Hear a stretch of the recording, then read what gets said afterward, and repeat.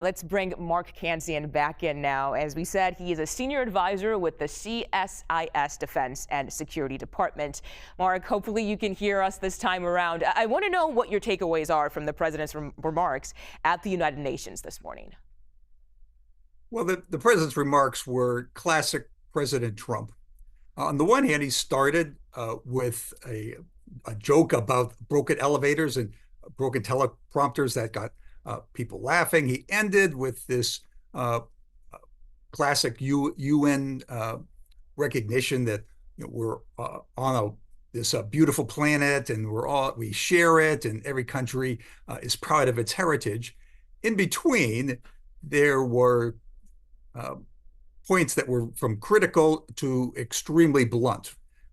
He did criticize Russia for not negotiating peace in Ukraine. He criticized Hamas for not releasing the hostages, demanded their return.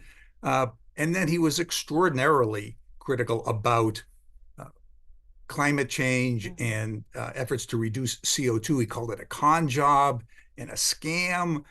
And then he worked in the kind of criticisms the president tends to do, criticized the mayor of London and his predecessor, whom he called Sleepy Joe Biden.